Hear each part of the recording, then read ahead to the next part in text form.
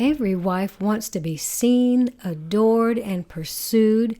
But what if I told you that there are 3 biblical principles that make you absolutely magnetic to your husband? That's right. When you embrace these, he's not just going to love you, he is going to chase you. Welcome to Inspiring Marriages. This is a place where your marriage is encouraged through deepening your friendship, building intimacy, and biblical truth. That's right. So if you're a faith-filled wife who's looking to deepen your connection with your husband and build a thriving friendship and ignite passion in your marriage, you're in the right place. Today we're going to dive into 3 transformational habits that will transform your marriage. So the first one is speaking life over your husband. The second one is prioritizing emotional and physical intimacy. And the third is support his God-given purpose. These are so valuable for a husband, aren't they, Jeff? That's right. If you are ready to go on this journey with us, drop a fiery emoji in the comments. Absolutely, yes. And it will be. It's going to ignite things in your marriage for sure. So first of all, it's so important because our words are powerful. The Bible even says we speak death or life with our tongues. So wives, it is so important to speak life over your husband and to your husband. You may not realize how much he hears those words and takes them to heart, especially if they're negative or hurtful, or if they're disrespectful or dishonoring.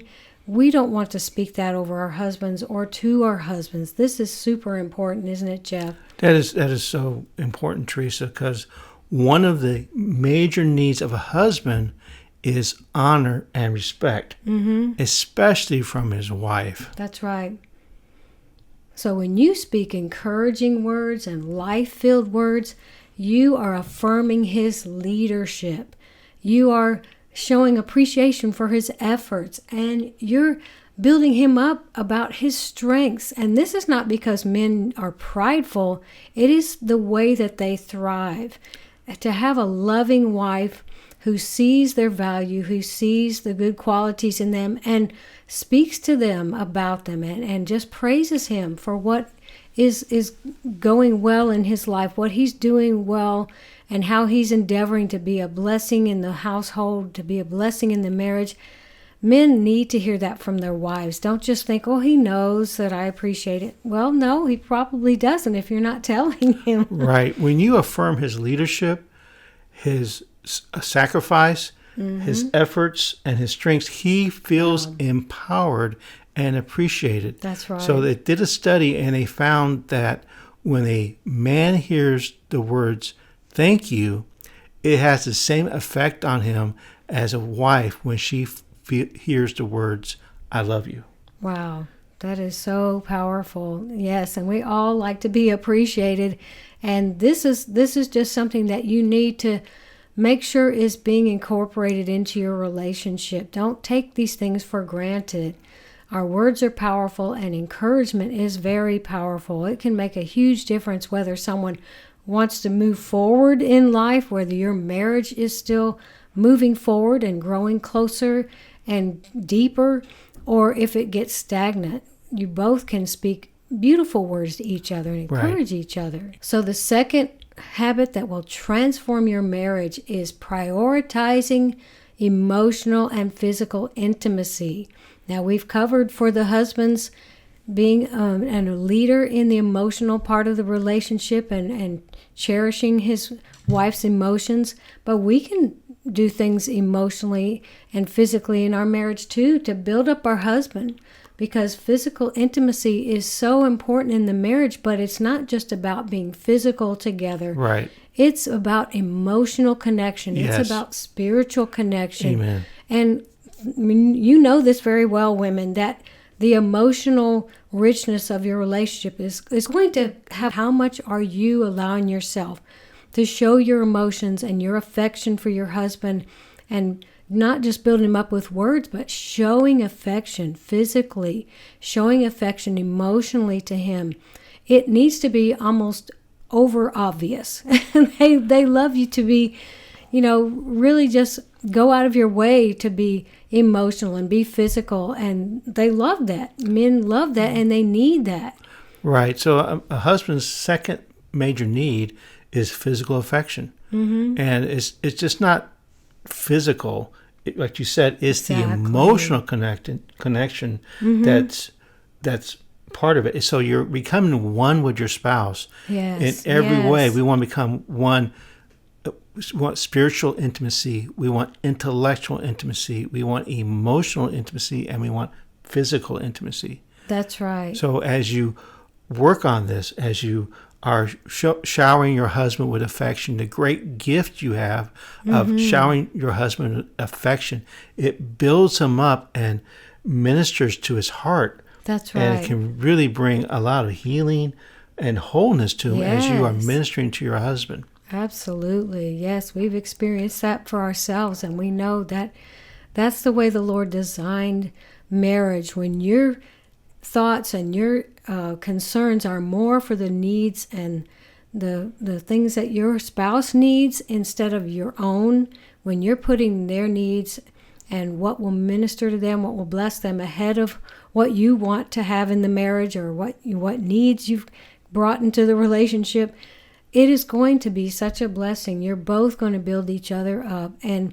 I just think about, how we're heading off a lot of rejection by being intentional in these areas. It's really sad to see, but there are marriages where both people are suffering rejection because they don't know how to treat each other, don't know how to keep building each other up and encouraging each other. It's so powerful, and not to have that, it's almost like the lack of it is just rejection in itself. Right. You may not realize that your spouse feels rejected by lack of showing emotional intimacy and lack of showing physical intimacy, and offering that, like Jeff said, as a gift. That's so beautiful, the way that God designed us to be for our husbands, wives. That's a gift for them that only we can give them.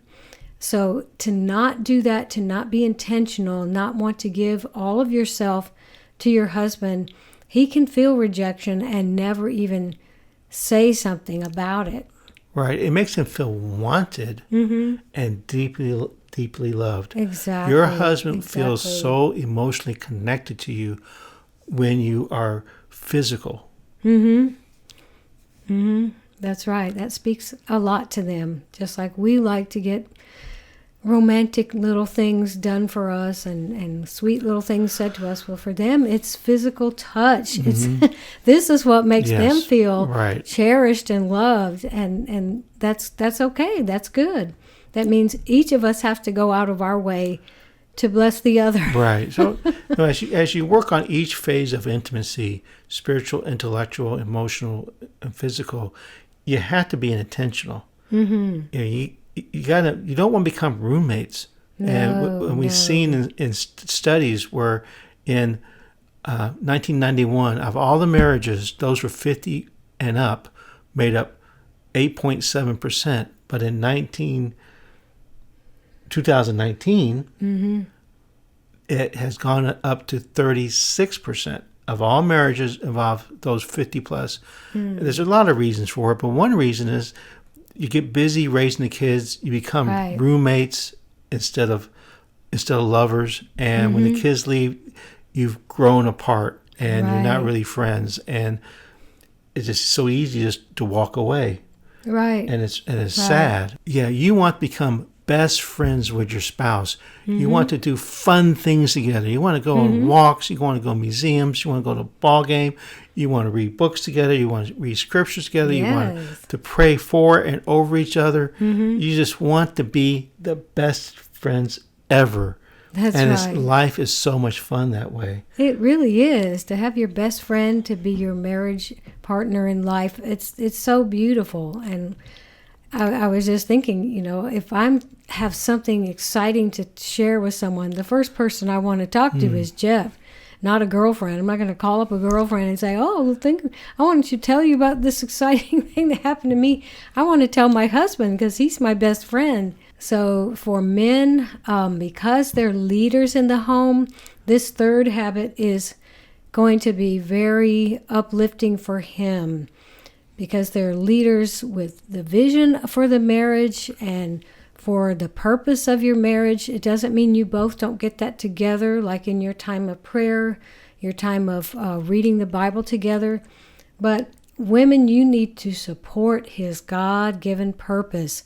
And his purpose is also your purpose. Don't think that each of you has a separate purpose and they never really work together.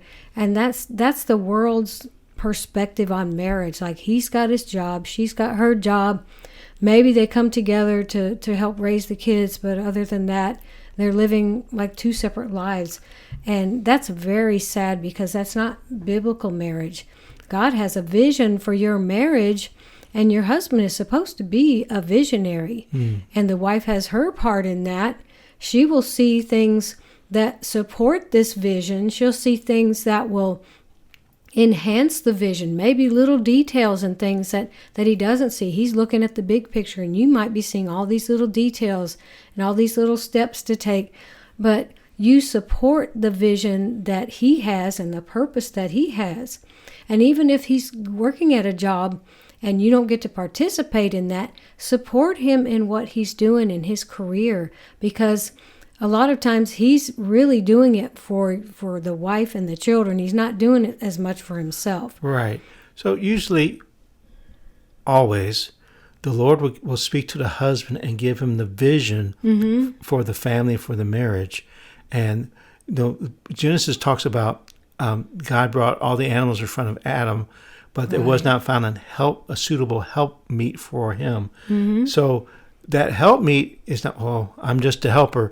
No, that is, Ezer is military strength, military health. That same word describes God in the scriptures. So you, a husband and wife, husbands, your wife is the best prayer partner you can ever have. She has been designed and created just for you, to support you and come alongside, and you guys go at it.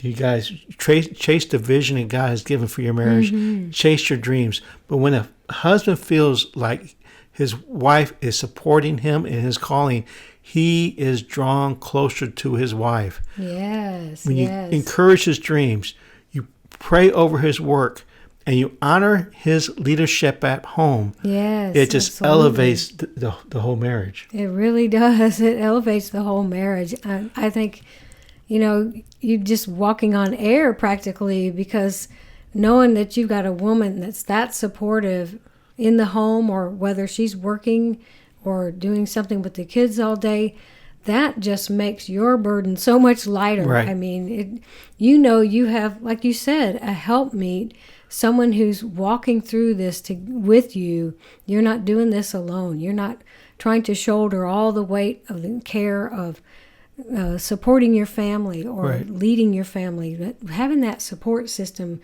in your wife, having that cheerleader, you could say. Yeah, cheerleader. Yeah, someone who believes in you and knows that, I can see what God's put into Jeff and what he's called to do and how he's equipped him with so many gifts to do that.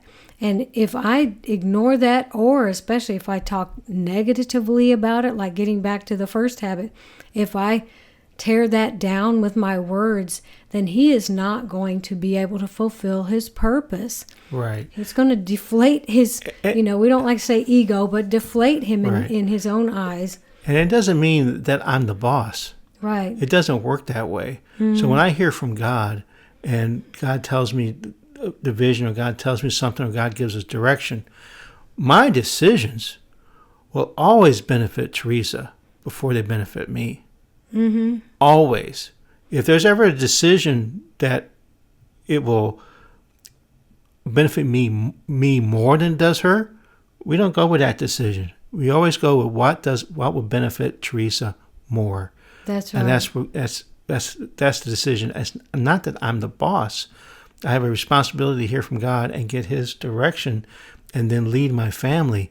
And it doesn't mean your wife doesn't have a say, because you're together, and we whatever it is, she has the right to speak up and say, "Are you sure?" But then we'll spend time together and we'll fear God, and God will confirm to her what He has already told me. So That's right. And as she has seen me make decisions in 33 years, I have a track record of hearing from God and following through and leading my family, even to my own hurt. I guess one of the major changes was the 2 times that we moved. We moved one time from our hometown, right, somewhere, and then we moved 1,000 miles from there. 1,000 miles away. So those are difficult moves, but it turned out they were God led. Yeah, he was following the leading of the Lord, and like you said, God showed me the same thing, so we could have confirmation. It wasn't that He was just going to do this. Hey, this is what we're going to do. He consults with me, and when a wife is a woman of wisdom, and you are seeking God, and you're listening to God, and you're reading the Word, and having your time with God, you are going to see if something is right or not. And like you said, I could say, "Are you sure about this?" If I'm not seeing the same thing, or if I'm seeing something different, I can bring that to Him. And a good leader is not closed to other ideas. A good leader can listen to ideas and then weigh things out and make a good decision. But we make a lot of decisions together. It's not one way or the other, like the man makes all the decisions or the woman makes all the decisions. So you work together, like I said before. It's a partnership. You're learning to do these things for a life together. And all of this is being woven together as you're walking this out. So if you would like a free 90-day Bible reading plan, just drop the word Bible in the comments, or send us an email at inspiringmarriages@att.net. That's right. So in conclusion, remember, wives, that it's so important for you to speak life to and over your husband. It's the next thing, the habit that will transform your marriage, prioritizing emotional and physical intimacy, and especially support His God-given purpose. Amen. And if you'd like us to pray for you, drop us an email at inspiringmarriages@att.net. So until next time, remember, husband and wife are friends for life.